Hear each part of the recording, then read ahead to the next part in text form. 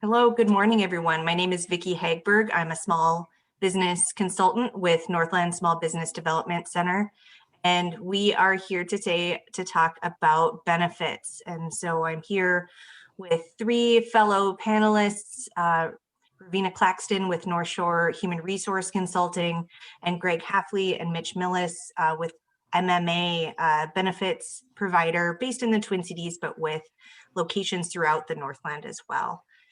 And so we're going to kick off today's training talking about benefits. This is the third training in a series that we've been doing with Rovena, talking about challenges around hiring, retaining employees, and this training is going to be focused on how benefits can be a piece of that. And so first I'm going to talk a little bit about Northland Foundation and what we do where we are. We serve the 7 counties of northeastern Minnesota, providing no cost and confidential consulting. So to sign up for our services, if you're not already part of our client network, go to northlandsbdc.org. You'll see a button to request services. And we focus on things from finances, helping you understand, your business's cash flow, buying and selling businesses, competitive advantage, market analysis, but we also have experts in HR, marketing, bookkeeping, e-commerce, things like that. And so as a reminder, as we kick this off, Rovena is available to work one-on-one with businesses that have been affected by COVID-19 in some way. And so we'll talk a little bit more about that, and hopefully you get a lot to learn out of this process today. I'll also add, we have a survey that's going to come up at the end of the training, and it's going to pop up in your web browser. If you could complete that, it would really help us out to know what kind of training you are looking for in the future. But before we kick off the content for today, we have a poll that should have popped up for everyone. And it's 2 questions. We're wondering, how many people does your small business employ? So wondering kind of who's in the room today. And then, are you already offering benefits for your employees, and which ones? And so we'll give folks a minute to fill that out, and then we'll share the results and see who's in the room today.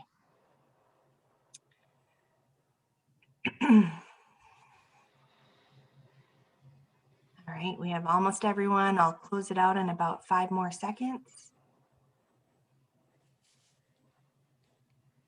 Okay, pretty close.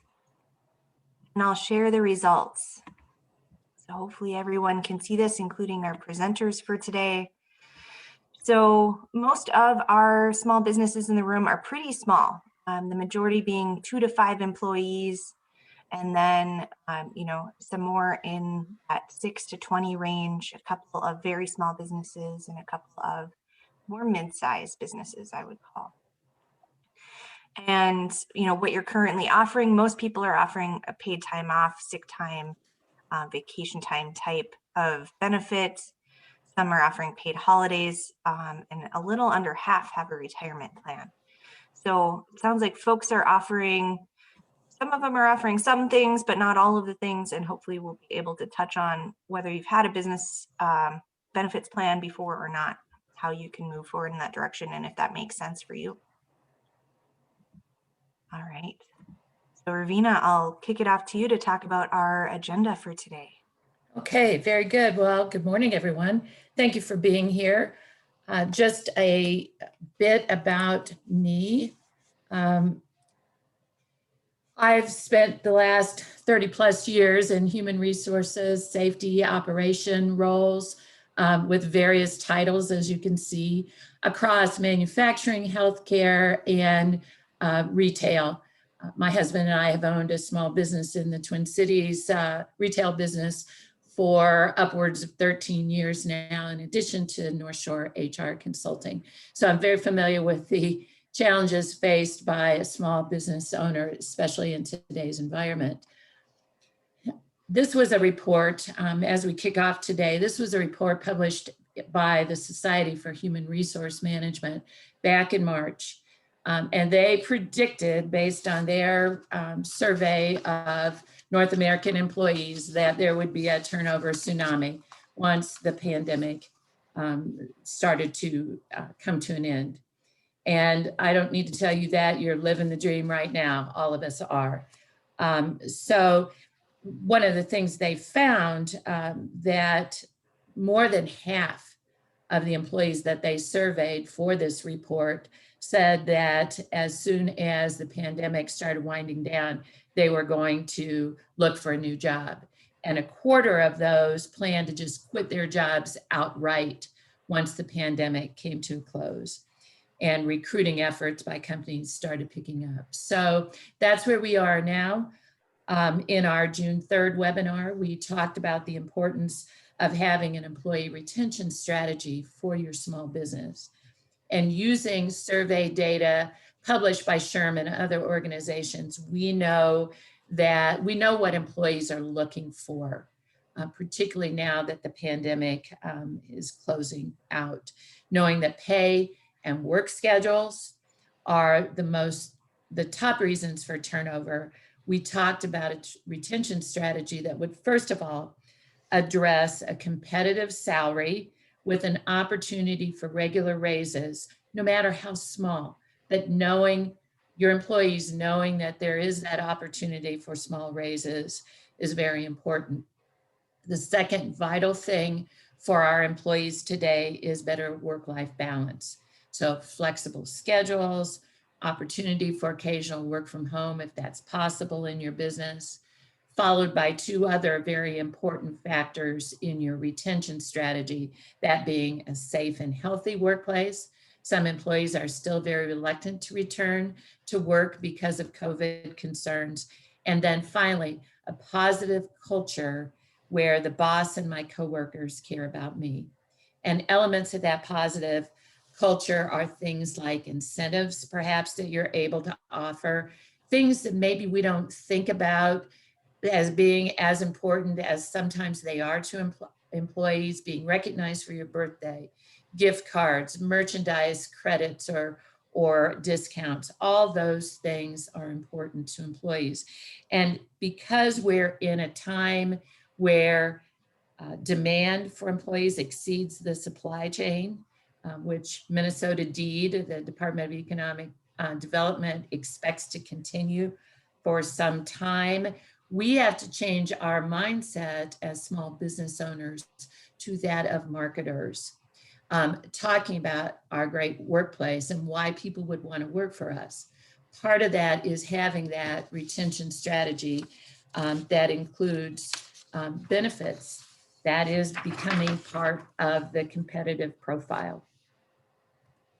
So today we're going to talk about the importance of that talent management strategy for every business, how you get started in benefits.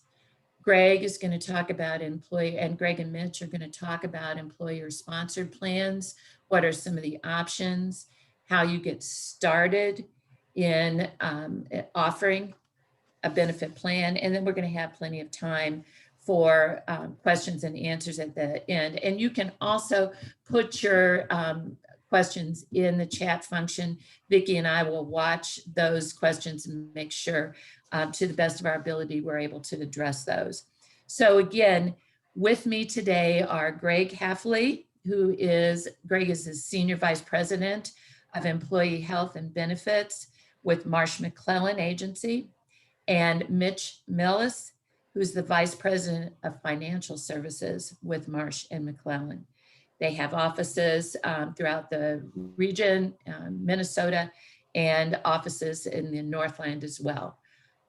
So here's what we are going to be covering. And as we start out talking about the talent management strategy, the best one considers the unique needs of your workforce, your particular workforce. That means you have to know what those needs and interests are and the affordability for your business. Greg is going to talk about what you have to have as far as revenue coming in to be able to start offering those healthcare benefits and employee-sponsored plans. But I don't want to fail to mention that it's important to know the needs of your workforce. we've got multi-generations, as you well know, working for us. Baby boomers are really starting to retire at this point, but they may well be interested in more of those traditional health plans, 401ks with matching benefits from the employer, matches from the employer, long-term care, life insurance. Those are some of the things that are important to baby boomers. Gen X, you start looking at flexibility options, whether it's flexible spending, health plans with reimbursement accounts, savings plan accounts associated with them. Gen X's, they may appreciate those, in addition to the Gen X's, the millennials may appreciate those flexible options. And then Gen Z's, the way I like to think about it is probably the folks that are entering the workplace now, they want it all. So they want the core, traditional benefits, healthcare plans, but the flexibility and the other kinds of options like tuition assistance, wellness benefits, those are things that are also important. So once again, just to reinforce the message before I talk about getting started in benefits, is that if you offer any benefits, you need to make sure, we all need to make sure as small business owners that you educate your employees about the value of those benefits. That's what becomes part of your marketing to potential new employees, educating them on the value of those things that you offer so that you can get the maximum reward from, those investments. That's called having a total rewards or a total compensation plan. And just as a last point before I turn it over to Greg and Mitch, this is a survey done again by the Society for Human Resource Management that talks about what are the most popular employee perks that employers are offering. And the first and foremost bar that you'll see on the left is 98% of the employers that were surveyed offered some form of paid time off. And that is a good place to get started. I remember when we first started our business, it was a little bit of a lift to start paying for holidays, but a way to start that when we have a fair number of national holidays, but a way to start thinking about paying holidays are days that you're closed during a work week that might be a normal work day. That's a normal work day for your employees so that they don't realize a short check that week. So if a holiday falls during a normal work week, that helps them to avoid wage loss. As long as you make sure you say that doesn't count toward overtime for the other days you work, that's a good way to get started. And then you can just figure out, based on when your business is going to be open, how you can walk yourself into the paid time off world. Paid vacation starting, if you've been starting with 1 week of paid vacation after you've been with your employer for 6 months or a year, begins to reward, as you think about what you're rewarding, it rewards retention. So those are some places to start out. But because I know so many of you are interested in the possibilities of healthcare plans, I'm going to turn it over to Greg. And then Mitch is also going to talk about 401ks and getting started there.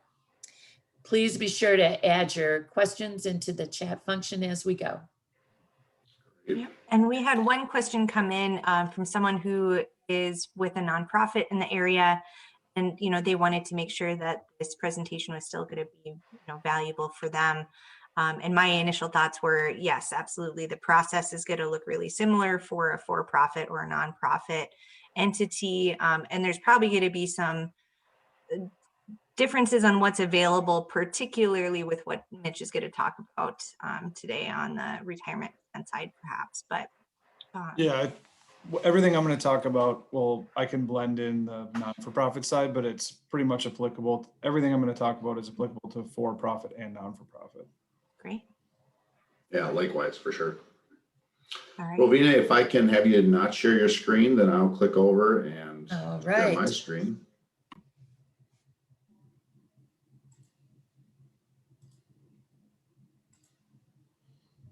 All right. Can make sure. And you I share will say, my- we did have another question come in, There we go. and I'll read that out. And I have a feeling we're going to answer the question in the presentation today as we talk about the process and the timeline it takes to go through implementing this. So the question is, this person wants to implement a healthcare plan starting January 1st, 2022. So doing a good job and starting a little bit ahead of time. You know, what's the best way to do this? It's so expensive. Most of the plans have huge deductibles for what you receive, and is preferring something like a QSHRA, which I don't know how to say that in the short way. But from what he understands, that goes directly against tax credit. So it doesn't help out the business side. So I think having that lens as we get into things a little bit of, you know, what's the process look like, and maybe something particular about that option. Yeah. So good morning, everyone. My name again is Greg Haffely. I am an employee benefit consultant with Marsh, McLennan Agency. I've been in the industry for 13 years. Marsh, McLennan Agency, we do have offices in Minneapolis. We also have an office in Duluth and throughout Wisconsin, throughout the Midwest, and throughout the United States. And so our organization typically focuses on employer-sponsored plans. Typically, we start working with organizations of about 20 employees or so, and then through several thousand employees. And so seeing the poll really helped me understand who the audience is, and speaking to small businesses that might have a couple employees, that might have 10 employees, and what should we be doing from an employee benefit standpoint. Before COVID, if you asked me that question, and before ICRAs and other government-sponsored tax-free offerings were available, I would say stay out of the insurance industry. Just gross up the benefits, gross up your salary, have them go to the exchanges, and don't get in the insurance marketplace. It's expensive and it's clunky.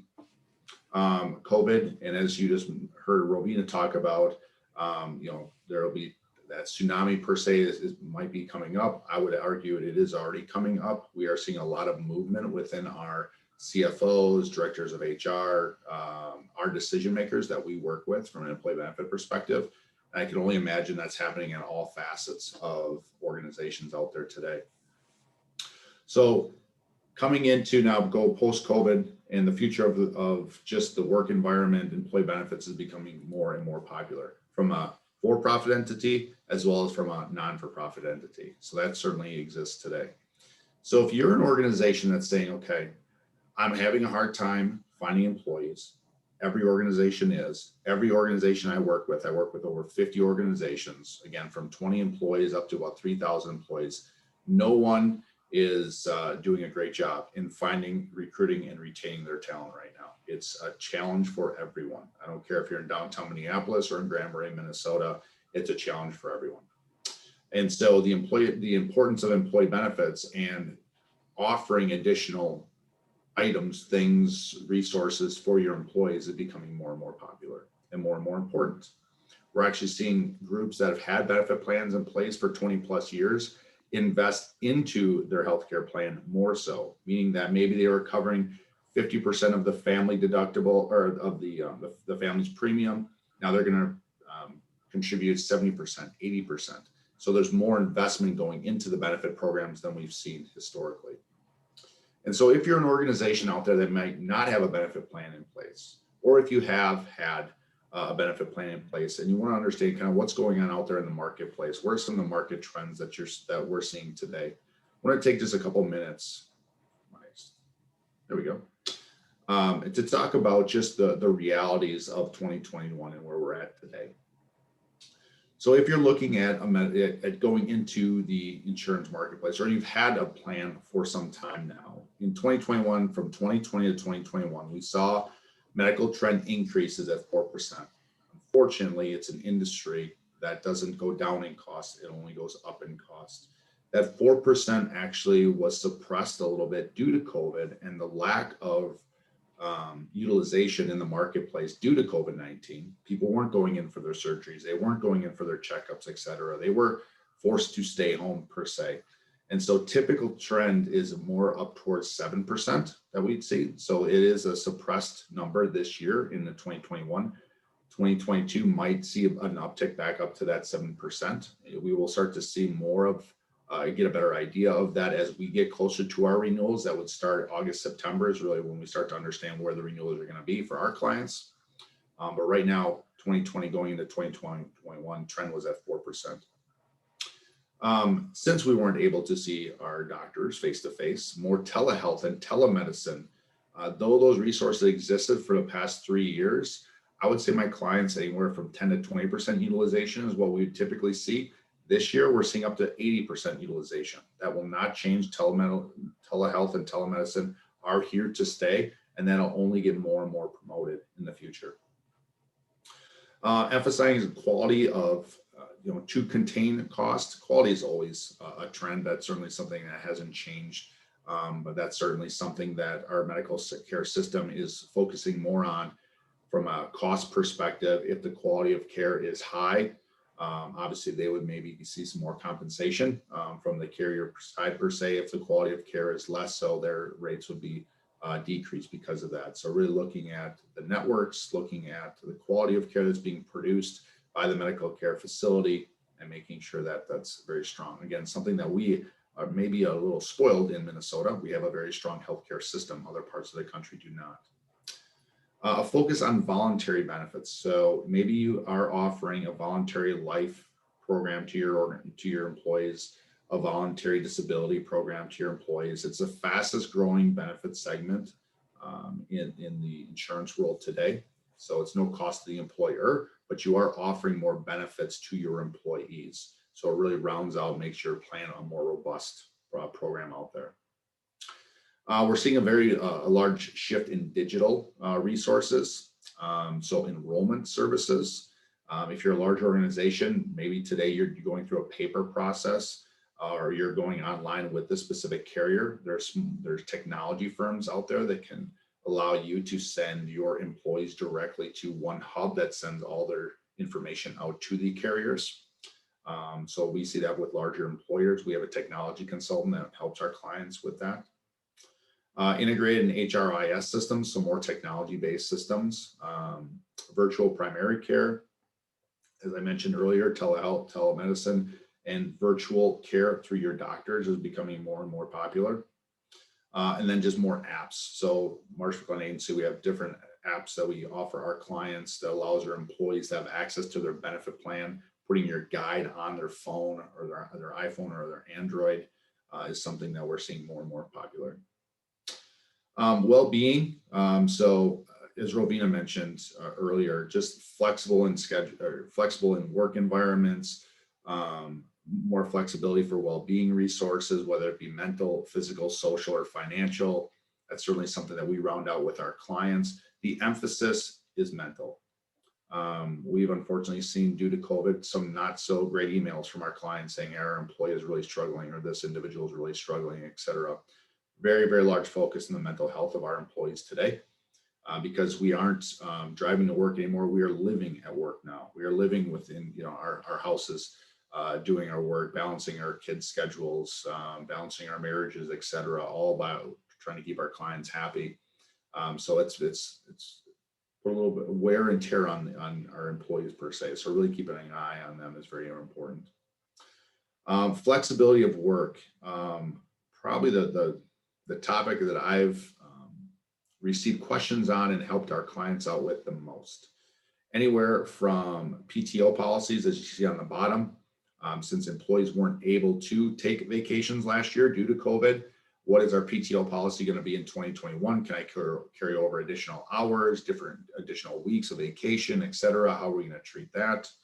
To the flexibility of, I think I'm pretty productive at home and I want to stay working at home. What is our corporate philosophy going to be on a go-forward basis? There's some cultures out there.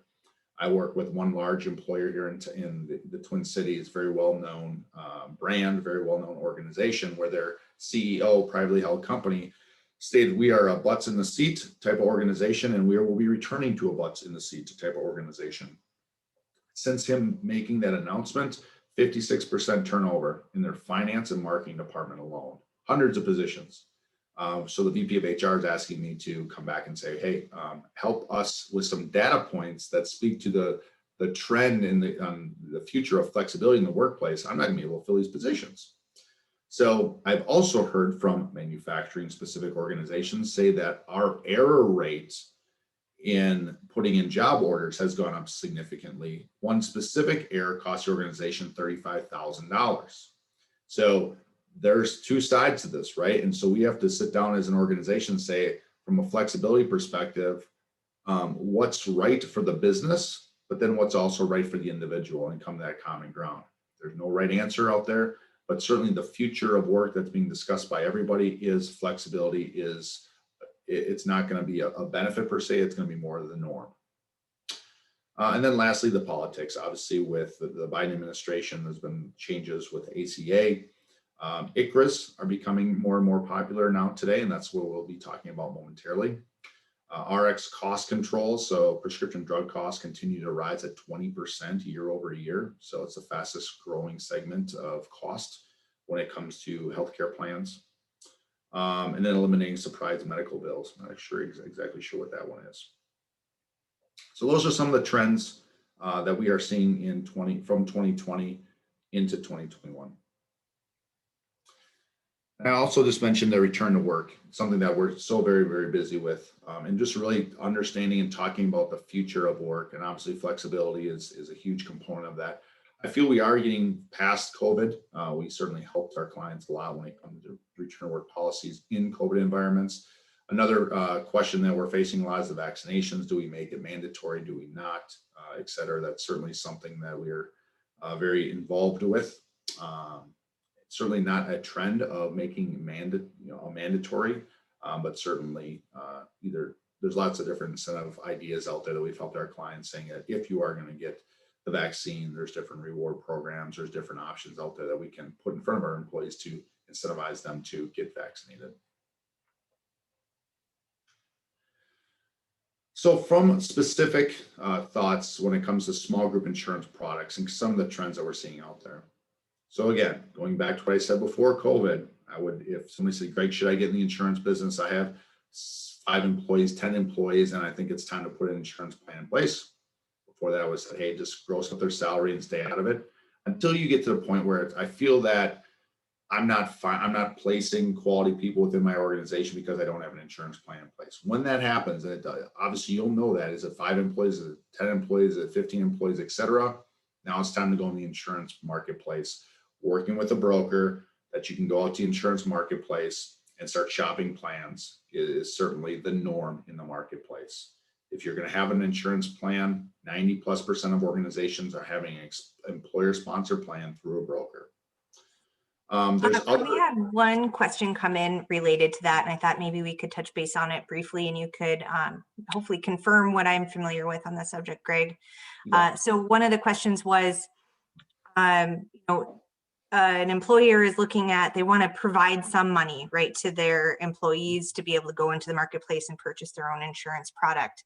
And a couple of the things that I had heard about this are, one, that's going to be taxable income for the employee.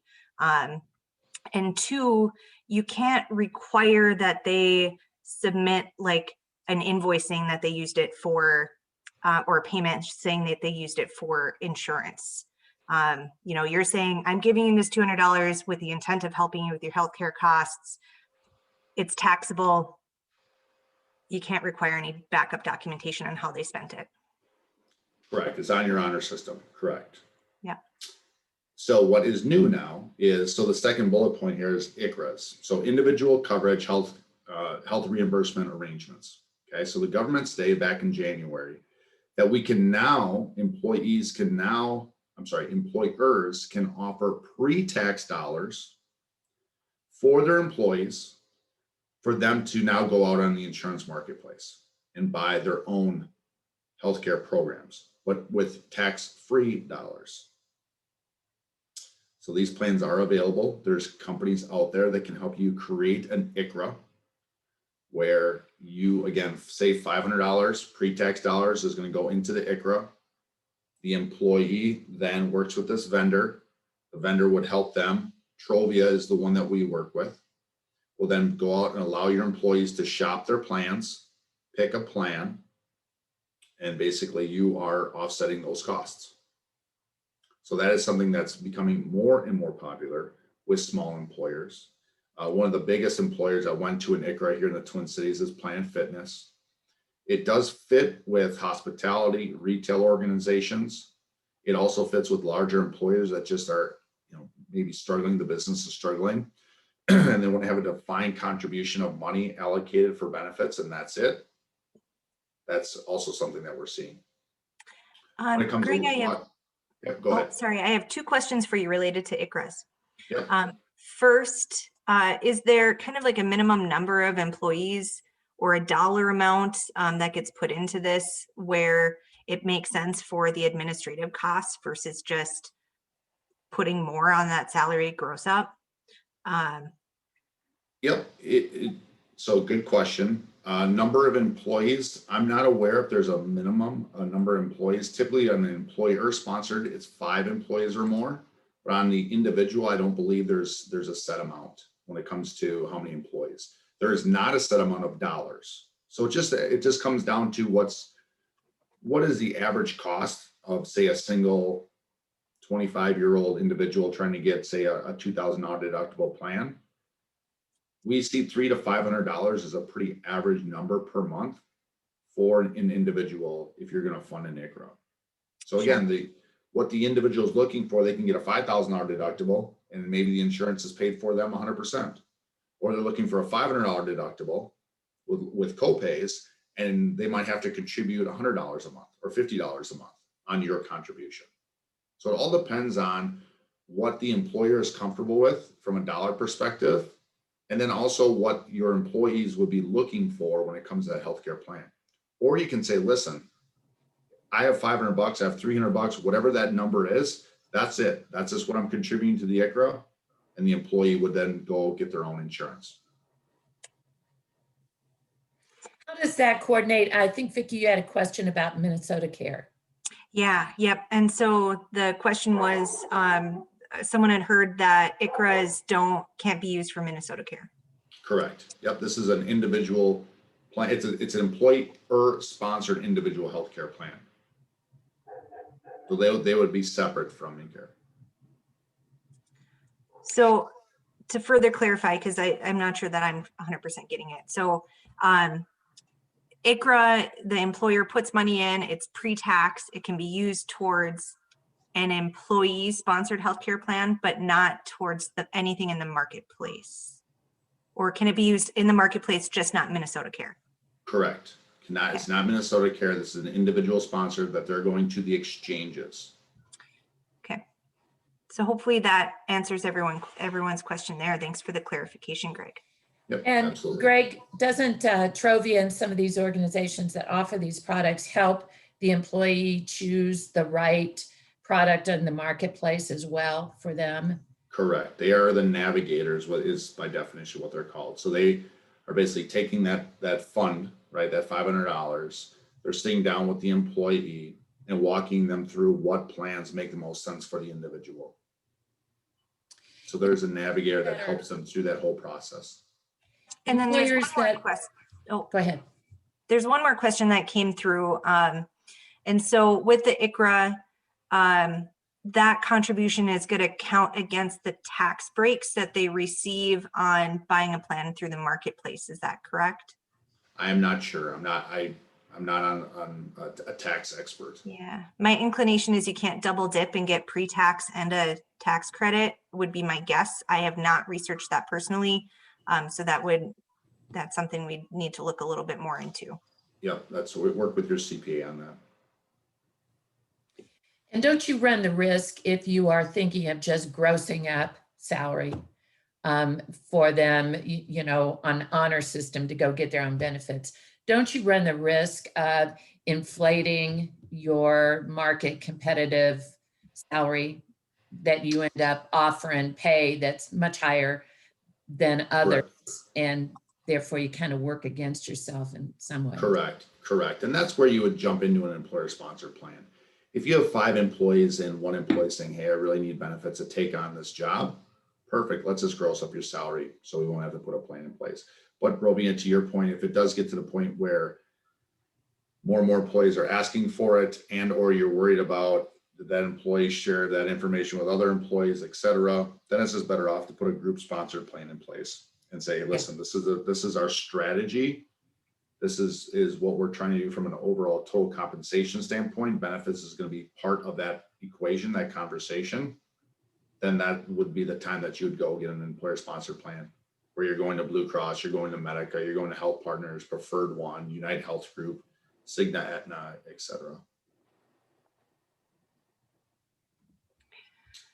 So as I mentioned earlier, voluntary benefits. Hot topic. We had another question actually. Yes, no, everyone please, wants to know about ICRAs. So we had a question about finding navigators for this. So to clarify, you would go to like an insurance broker to sign up and set up an ICRA. Is that correct? And then a navigator is the person in the MNsure network that's helping the individual find the right plan for them. Correct. So the navigator is the MNsure part. ICRA, you're going to work directly with an insurance broker of your choice. Correct. To set up the plan. Correct. There's and there's that question again. So we've answered that one. All right. I think you're good to go on. Sounds great. Voluntary insurance products. Again, I mentioned it earlier, certainly something that, hey, we are focused on the medical insurance. That's obviously the most popular benefit out there. Then dental insurance would be number 2. And then your disability would be number 3. Long-term disability being number 3, short-term disability being number 4. And so if you are going in that order, medical insurance, we're going to put our, most of our eggs in that bucket. And then we're going to create a voluntary dental, a voluntary short-term, long-term disability life insurance program for our employees. They still have access to it. You're still offering it, but you're not necessarily paying for it. It's 100% employee paid. Most employees today are used to buying health, obviously their health insurance, their dental insurance, their disability insurance, and their life insurance through their employer. So not everyone has a financial advisor. So most of those individuals, especially your lower paying individuals, are used to having that option to buy those products through their employer. So offering those products are very important, and we see a lot of organizations doing that. And then our last point is salary gross up, as we already talked about.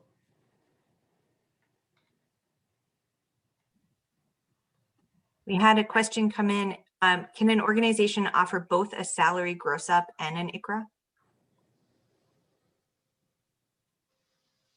For benefits? Yeah. I don't know why you would necessarily want to do that. Yeah, I think the answer is you probably don't want to or need to. You can offer a salary gross up for whatever reason you want to. Correct. Yeah, that's it's going to be taxable. Correct. Yeah, if it's going to be for benefits, certainly do an ICRA, not do a gross up. The gross up is just, I don't necessarily want to get involved with the healthcare insurance industry. I have one person that just is looking for additional compensation because they are used to having an insurance program or had an insurance program through their previous employer. And I want to make sure that I have that here. But if it's a one-off, gross it up, stay out of the industry. But if it becomes more of a total compensation strategy, and this is the future of our organization, and this is what's the right thing to do for our population, that's when you would go into either an employer-sponsored program and or an ICRA. But I just want to mention too, if you're going to do the gross up option and it's beyond just one employee, make sure that you make the same offer to all your employees. Otherwise, you're going to be facing some discriminatory issues because you know that they're going to talk and you can't stop them from talking. When it comes to the insurance programs, you cannot discriminate. So it's got to be whatever you offer from an insurance perspective. Outside of gross up, I'm saying like an insurance program, medical, dental, vision, life, disability, all employees have to have equal access to healthcare, equal access to dental insurance, et cetera.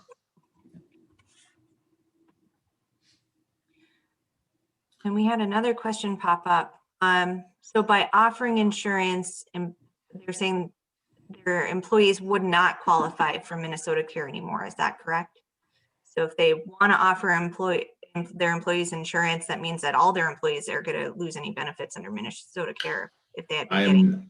Yep, I'm not sure on that one. Since I represent the employer sponsored plans, I'm not sure if they would be giving up, government or assistance in other areas if they have an employer sponsored plan. Maybe something that Rovena and Greg can talk about briefly is, so you have to offer everyone the opportunity, an equal opportunity for the same benefit around insurance. But an employee doesn't necessarily have to take it. You can set up something that has an opt-out or it's an opt-in.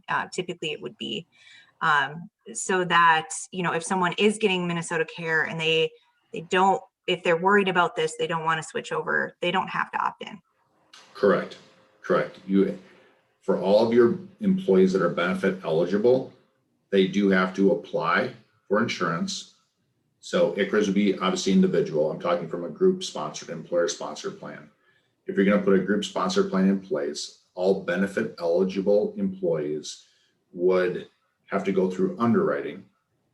And from a group sponsored plan, you get rates established on that.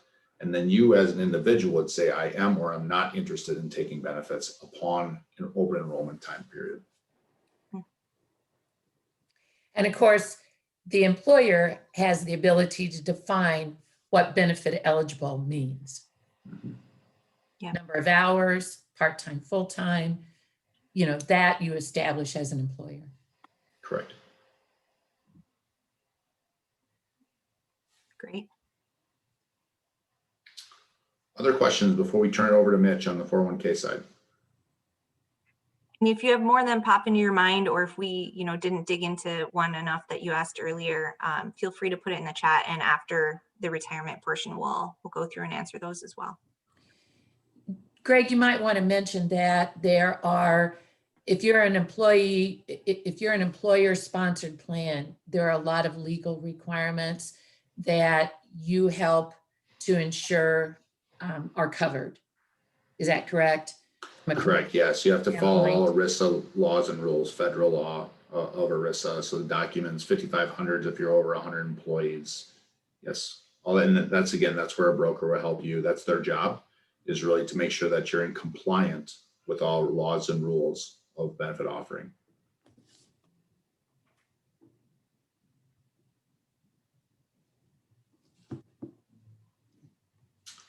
All right.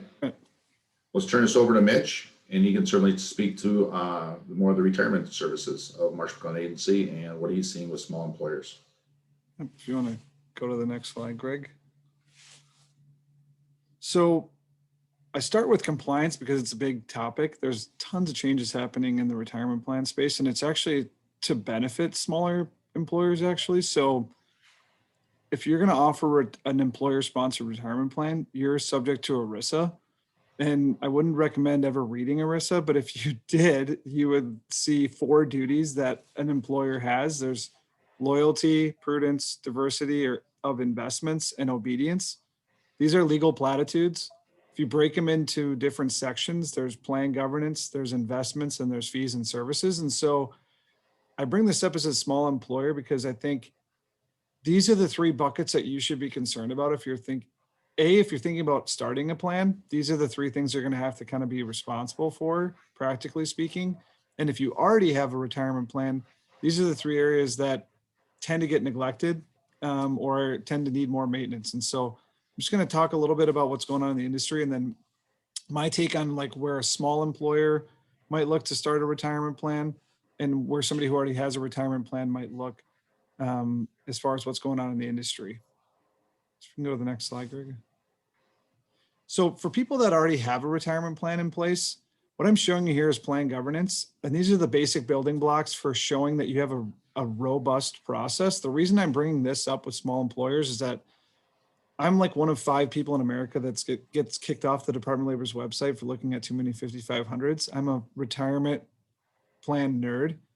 Greg can attest to this. Sometimes when we have meetings together, I geek out too much on this, but One of the things we're seeing a lot of when we're doing these kind of fiduciary reviews of existing plans is that they don't have a lot of plan governance. So what plan governance really is showing to the outside world, the Department of Labor, the IRS, anyone who's regulating retirement plans, that you have a process for running your plan compliantly. And so I'm just going to touch on a few things that I think if you have a retirement plan, these are areas where we routinely see people falling short and where you need to kind of shore up. So first is fiduciary training. There's actually a memo in 2017 from the Department of Labor saying they want every single retirement plan sponsor, essentially any employer who offers a retirement plan, to go through training, because when they're auditing people, they're realizing nobody knows what their responsibilities are. And this is true of plans that have 5 people in it up to plans that have, 10,000 people in it. So this is something that MMA offers as a training, but it's something that there's different opportunities, I think, that are offered in the industry. Should definitely try to get some type of training if you have a retirement plan in place, and document the training that you went through so that you have some proof that you've met this Department of Labor requirement. If you have a retirement plan, you're probably meeting with an advisor or a record keeper like Principal, Fidelity, Empower, something like that. It's really important that you take meeting minutes, or somebody takes meeting minutes. We always say if you are working with a financial advisor, they should be taking the meeting minutes, or at least drafting them and then having you sign it. This is the paper trail to show that the decisions you've made are rational. These are discoverable. So we see a lot of times where people will have meeting minutes, but they're not very professional. It's almost like a court reporter. And so we'll see stuff like, we're trying to get the owner more money into his plan in the meeting minutes. And you're like, you never want to put that stuff in a meeting minute because it's discoverable and you just don't want that out there. So the meeting minutes should be very tight and just include the things that are necessary. If you don't have them, you should at least start doing them. And if you do have them, you should review them to see if they're appropriate.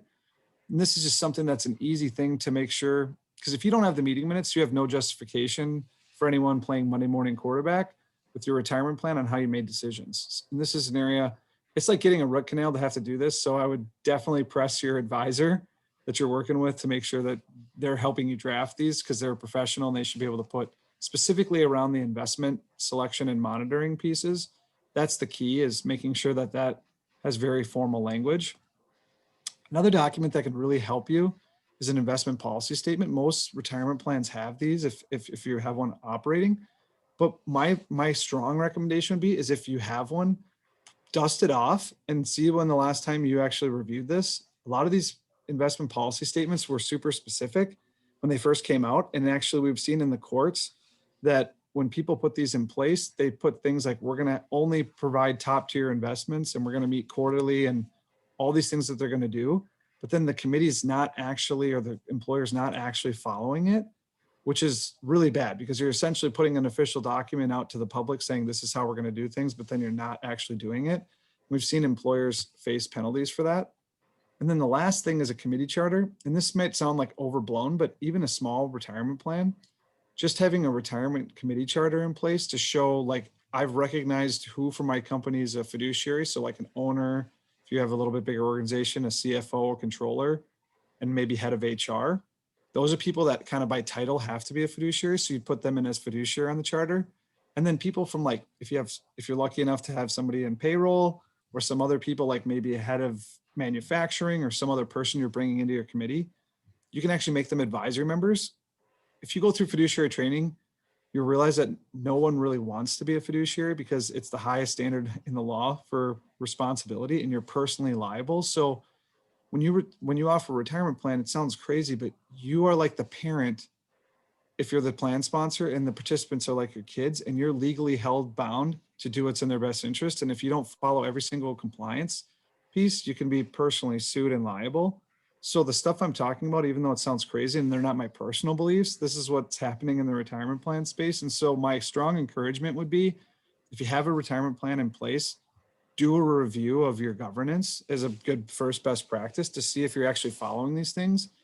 And if you have an advisor and you're not doing these things, I would strongly suggest looking at somebody different, because you probably need some of these expertise with your retirement plan. Maybe next slide, Greg.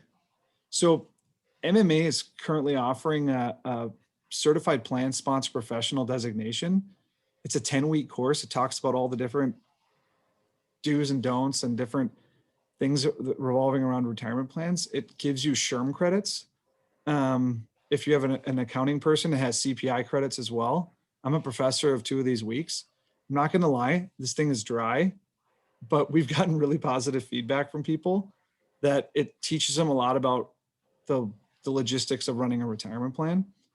And we pay for the whole thing. And at the end, you can sit and take the exam and have this designation. And we pay for all the training, all the materials and everything. And it can be either live or self-study, because we know a lot of people don't have time during the day to go through the hour for every 10 weeks.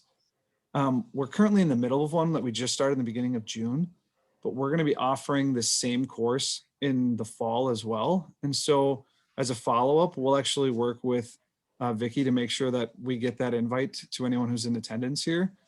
And you don't have to be an MMA client to go through it, but if you're curious or you're somebody who runs a retirement plan, this could be really, really helpful, just to give you the basic nuts and bolts of how a retirement plan should work. Next slide. So one really good thing that's happening in the marketplace is consolidation of vendors. And the reason I say that is because in the small market plan, it used to be that people like Fidelity and a company named Empower, which empowers a combination of Great West, JP Morgan, and Putnam, they all used to not want to work with startup plans because there wasn't much money in them. But what's happening is they've all carved up the big plan space, and now they're all wanting to get into the small plan space.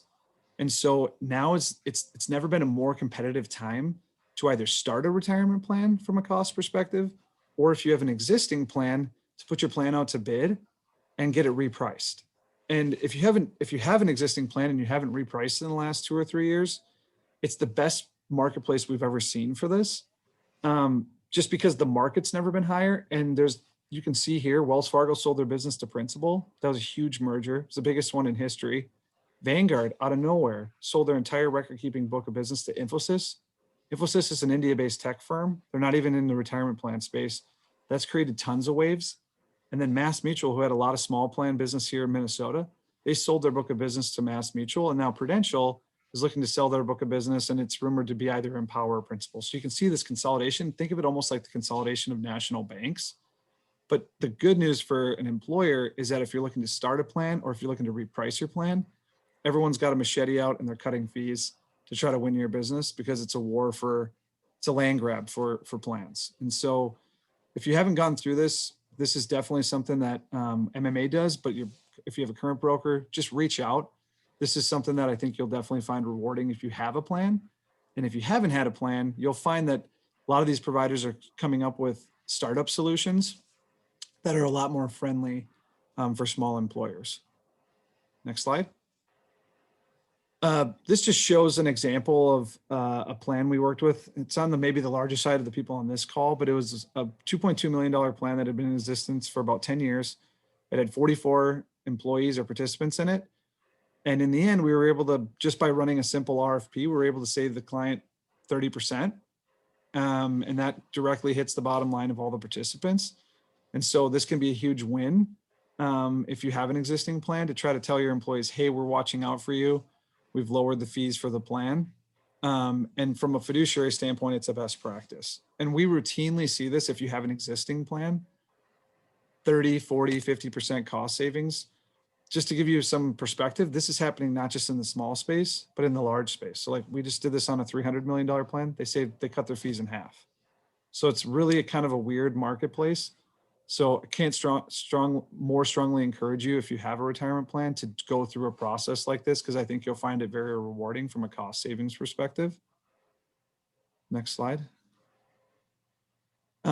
Another thing that we're seeing in the marketplace is just the need, and Greg kind of touched on it, is financial well-being. You know, a lot of people when they offer a retirement plan, it's just save more, save more, save more.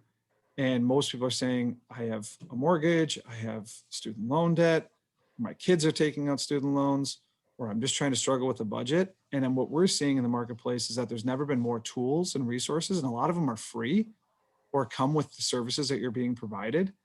And like MMA, what we've seen is that doing these topics, you know, that are not just like save more related, can be really, really rewarding for employers to offer to their retirement plan participants. And you will see that there's kind of a shift in people's thought process, especially if you can kind of hit home on the different things. What our recommendation is, actually going back to what Rovena said, is about learning where your demographics are. If you got a bunch of people that are close to retirement, don't talk about student loans if they don't have them, and vice versa. If you have a younger population, don't talk about retirement. Talk about, you know, how to pay back student loans or how to balance a budget. And if you've got a mix, maybe offer a couple different opportunities for people in different areas to learn, so that they feel like you're not just giving them some canned presentation, but you're actually meeting where they're at. My other strong suggestion too is make sure that the people that are working with your plan aren't selling your people products. There's nothing worse than having somebody come in and then sell your participants products, because it kind of just turns off the employee. And if that goes south, you're actually personally liable for that, because you kind of put the two and two together. Every time we meet with people, I just say, you can't buy anything from me. I can't sell you anything. And I'm here to give you the best possible answer. And once you do that, people open up and they actually ask you serious questions. And it can be a really good way to build goodwill with your employees, especially through COVID. A lot of people have money, and it's like the best time I've ever seen for somebody to like build an emergency savings fund if they're getting some of this government stimulus. And I just don't want to let everything that they might be waiting to spend that money on ruin the opportunity for them to really create financial stability. So this is a really hot topic, and I think you could really gain a lot of headway with your employees. If you go to the next slide. For small plans, so I saw a lot of employers that are like, you know, somewhere between 1 and 10 employees. There's a very specific recommendation track depending on how many employees you have. If you're in that 1 to 10 employees, and depending on your size and everything, there's lots of options for you. You can start a simple plan. If it's just you and maybe a spouse, or like, you know, just a partner, you could maybe look at a SEP. If you're in that bigger space, you can look at a 401k plan or a 403b plan.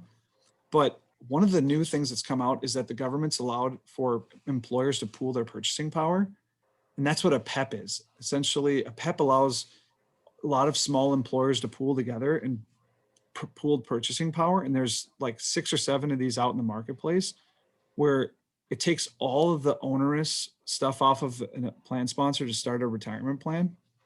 And it has a relatively small fixed cost, and you can get kind of world-class solutions in it. And so if you're in that smaller space and you're looking to have a more traditional 401k plan, these PEPs, it took a little while for companies to come out with good ones, but we've actually kicked the tires on a bunch of them. And we're just kind of releasing these out to some of our clients or prospective clients that have been looking for this.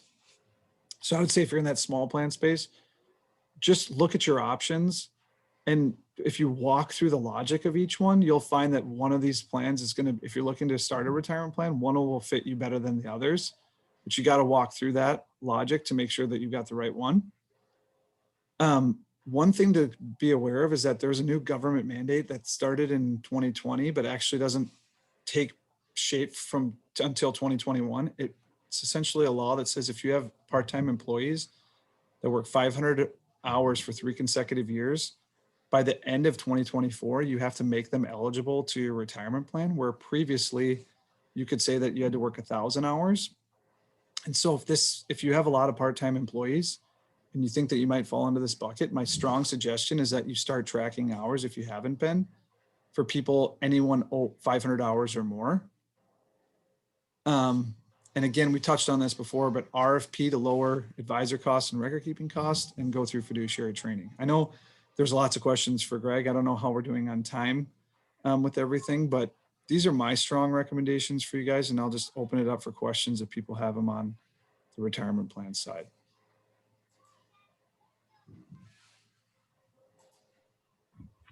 Awesome. And my apologies. I just lost internet for a brief moment there, but I'm back and glad to see that this didn't totally crash for everyone. It's a little worried for a second.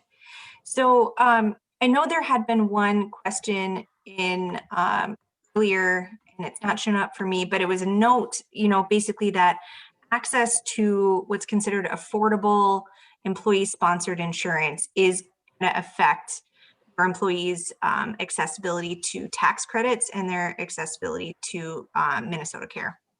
And so, you know, I think that's something to look at with your insurance broker for, you know, what your options are around that. And maybe Greg, you could speak to briefly, if you're going down the path of an ICRA, you know how that affects that. I know you're more on the employee sponsored side, but is that a better option to try to avoid some of those issues? It's a good question. I think it's going to be on a case-by-case basis. So again, the employer-sponsored plan is more of this is our total compensation, this is our recruiting, this is our retention philosophy and strategy, right? So if that is what you're trying to accomplish with your organization, then that's what you're offering. Individuals are individuals, right? They're gonna find out from an individual basis, does this plan make more sense than my current plan that I'm getting through MinCare, or I'm getting through MinSure, or I'm getting through other government subsidies or other tax breaks, et cetera. That's where we as individuals have to become consumers to understand what's most important for us. That's not the employer's responsibility, right? The employer's responsibility is I'm running a business and I'm looking for the right individuals to get on the boat, on the ship with me. And this is the direction we're going. And in order to be on my ship or on my boat, these are the incentives, these are the benefits that I'm offering you. So now I know that's easy to say, right? But we all have, you know, I'm sure there's some HR people that on this that do play that role of helping out their employees, making sure I'm trying to help them understand what the best option is for them. We are an employee-driven market today. So with that being said, working with them to trying to figure out what is the best option for them. If you have that opportunity to jump online on MinSure, et cetera, and go through those formulas, that is obviously that'd be a great strategy. We represent, again, the employer sponsor plan, so that's where our thoughts and that's where our resources are. But it does come down to the individual, and we all have to remember that it's the individual's responsibility to figure out what's most important for them. It's not your responsibility as an employer to do that. Oh, Rovena, there you go. Greg, you are able to, sorry, can you hear me? Yep. Yeah, you are able to work with clients and connect them to, or help them to design an ICRA, correct? Correct. Yep. So basically it just comes down to the budget. What is your budget? How much are you looking to put towards each individual? Typically we see the statistic or the benchmark is 72% of the individual's premium is covered by the employer. 50% of the family premium is covered by the employer. Mm-hmm. So that is the typical benchmark we see. Now you might say, we're going to offer 50% of the individual's premium and nothing for the family. That is a strategy that we do see as well. So again, it really comes down to the budget, how many dollars you want to allocate for benefits for your employees, and then work with a broker to figure out what that cost is and what's going to be available for the bang for the buck per se. But an ICRA is going to be far less expensive than an employer sponsor or than a total healthcare plan. Correct. And so there was a question saying from a non-for-profit perspective, does this conversation, is this going to mean something for the non-for-profit segment? The non-for-profit segment has richer benefits than for-profit entities because they typically pay less. Their benefits are much richer than for-profit entities. So we'll see non-for-profits cover 100% of the premium for their employees and 75% for the family. So it all depends on the industry and what you're trying to accomplish. Are we competing with our neighbor next door that has an employer-sponsored plan and that they're getting talent and we're not? So now do we have to put a plan similar to our competition in place in order to attract and retain that population? So there really is that benefit strategy and philosophy that we have to say, what are we trying to accomplish? And then what can our budget afford? And we had a question for Mitch come in. Could you please repeat what you're talking about on the 500 hours for 3 consecutive years piece? Yes. So this part of the regulation was part of the Secure Act. And so if you Google the Secure Act and like 500 hours, it'll kind of pop up. There's an IRS thing, and I'll try to send out something to you that you can share with the group. But essentially what it said was, previous to this law being passed, you could exclude people from your employer-sponsored retirement plan by saying you had to work more than 1,000 hours. And what this law did is it changed it to where it said if somebody works 3 consecutive years, and in those 3 consecutive years they work 500 or more hours, you now have to make them eligible. So starting at the beginning of 2021 and through 2023, if employees met that standard in 2024, you have to make them eligible for your retirement plan, which is a change.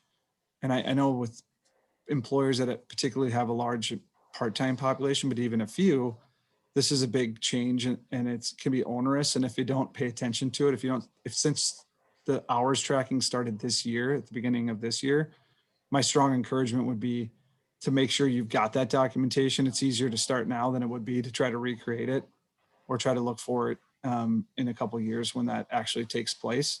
The one benefit to this is that even though you have to make them eligible for your plan, you don't actually have to give them an employer match, which kind of seems confusing, but that's what the law says. So practically speaking, if you have an employer match and they're eligible, then they'll be eligible for a match. But I just can't encourage people enough. If you have a big population of part-timers that work over 500 hours and you have them consistently coming back, it would just be easier to track those hours starting in 2021 as opposed to trying to go back and look at the history.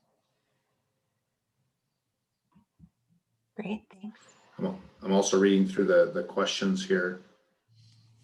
Perhaps a coalition of small businesses that can bring down the price of medical insurance. For 13 years in a row, I continuously hear how expensive medical insurance is. Nobody understands that more than I do. And so I get this question a lot. Are there other resources out there other than employer-sponsored plans? Are there coalitions, associations, et cetera, that have benefit offerings that might be more affordable for us as an employer? The answer is maybe. There are coalitions out there. If you are part of a trade association, part of other associations, I was mentioning to Rovena, I do work with several financial institutions and banks. There are some associations out there for banks to be part of. It comes down, it's just like ICRA's, employer-sponsored plans, MNsure. You have to do the research, right? You have to go through to see what that association is offering, get the specifics of what that offering is, and then shopping it to either your own plan and or allocating dollars and going to an ICRA. So there really is no silver bullet out there in the marketplace. There never has, and I'm still waiting for it. So it's just coming down to shopping and looking at what best options are out there for you as an employer and or an employee. So on that scale that we talked about today, potentially lowest cost for you as an employer, lowest amount of, administrative burden is going to be a salary gross up. Kind of next step is going to be an ICRA, because that's helping, it's pre-tax funding, right, for an employee to get their own plan on the exchange. Then you're going into employer-sponsored plans, which minimum of 5 employees. It's going to have some cost and some administrative burden associated with it, but you might have to do that to compete with your competitors trying to get and retain those employees. So yeah, that's my takeaway on that. And the last comment I would say, just the ICRA being that silver bullet or not. So we've run several analysis. Now these are for larger employers, 75, 100, 150 employees, that state the same thing, getting expensive, can't afford this. We're thinking about going down the ICRA. Can you shop this for us? And we would do a side-by-side comparison. I've done this 4 times now with groups, 70 to 150 employees. The employer-sponsored plan has been a more affordable option than the ICRA, because when it comes to the ICRA, your individual that's 25 and healthy, looking for an individual policy, is going to be, say right here, your 60-year-old employee that's looking for family coverage. The cost is going to be significantly higher than if you had everybody underwritten together in an employer-sponsored plan. So again, it really does come down to, if you have an employer-sponsored plan, if you're a healthy risk, that's going to be your best option in the market. If you're an unhealthy risk, ICRAs might be a better option for you because the pool's larger there and they can basically dilute some of that additional cost that you might be experiencing in your employer-sponsored plan. So it really is just come down looking at all the different options to see what's best for you. But I can't emphasize it enough that it really comes down to your philosophy as a business. Is what is our overall total compensation strategy? What does the growth of our organization look like? What are the types of people we need to grow this business? And how do we attract and retain those employees to make our business continue to succeed and grow?